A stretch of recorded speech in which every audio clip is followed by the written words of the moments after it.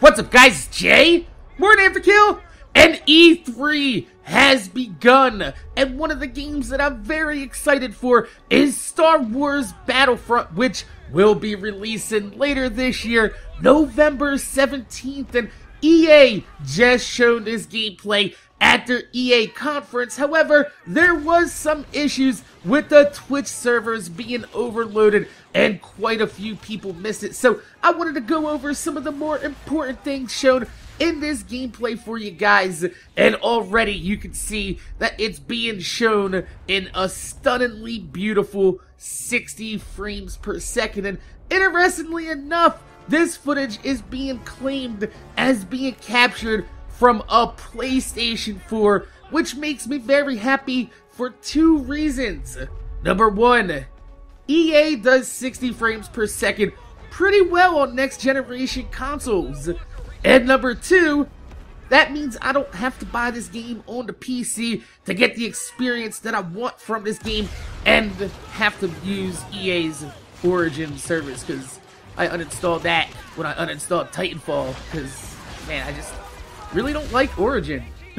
So, the next thing that I want to point out is not only the attention to detail to the original Star Wars trilogy, but because the original trilogy was filmed back in the 70s, some of the props and visual effects in the movies look older than you would expect, even though it supposedly takes place in the future with technology that we haven't realized yet. And what I like is that not only they stay true to that, but they also kind of use it to their advantage in some spots, with textures on some of the models being really plain looking, and it gives it that real classic Star Wars feel instead of just added lens flares and reflections everywhere like we've seen prevalent on all the new consoles this generation. Pow!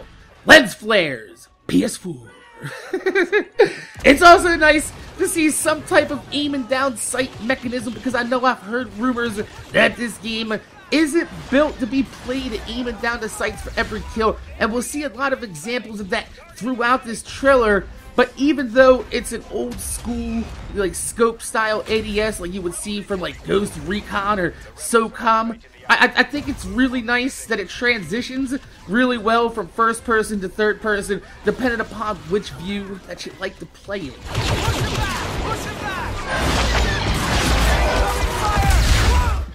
Those TIE fighters sound really good. Now here's an example of the old school visual effects being used to the advantage of the team by having the zoom-in monocular with grainy visuals, and they don't have to worry about everything being so crisp and clear when zooming in, and it still really feels faithful to the original Star Wars trilogy by having effects that quote-unquote look bad. This angle next to the walker just gives you a really good feeling of scale and scope of the battle when you're walking next to it, but it also kind of gives you the feeling that the battlefield that we're playing on might not be as big as it actually feels. The rebels have activated the uplink. Move on that position. That voice acting is top notch. That grenade looked amazing, but more importantly, it actually killed something, unlike previous Battlefield games from EA. Also, that particle effects, the way it dissipated right there, looks really good for a console version as well. Even though we can see Imperial Star Cruisers in the background, all aerial fighting takes place within the atmosphere of the battlefield, which isn't that big of a deal to me, but a lot of people were really hoping that we would see some sort of space fighting in this game, and possibly maybe we'll see it in the future with some sort of DLC. We do know that EA loves DLC, so that is not out of the question as of yet. It is not recommended to fire pistols at TIE fighters. Alright, maybe I was wrong and the battlefield really is that big.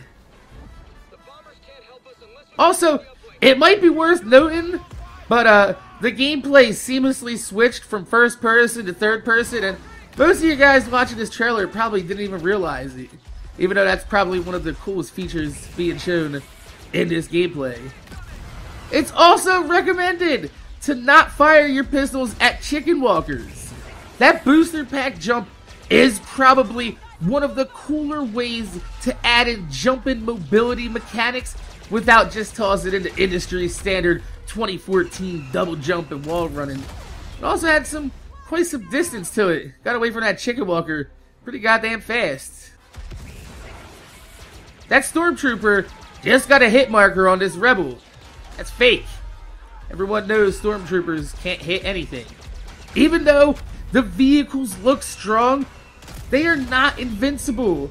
And they take only one rocket to destroy a chicken walker with a direct impact. I'm glad to see that even though the vehicles play a very large part in this game and the gameplay, they won't be as menacing as, say, the tanks were in Battlefield 3.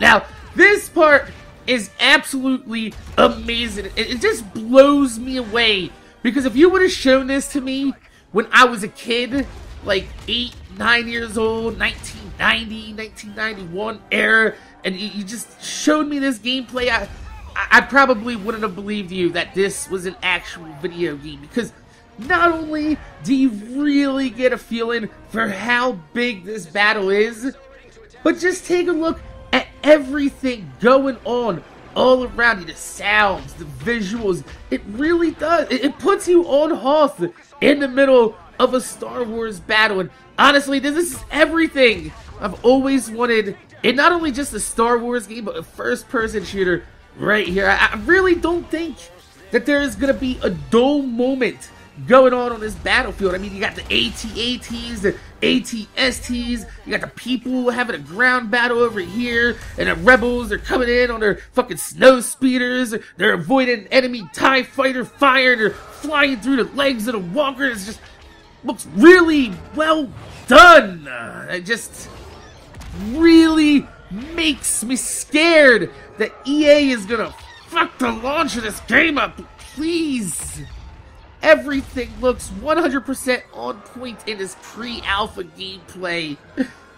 Do not fuck this up, EA.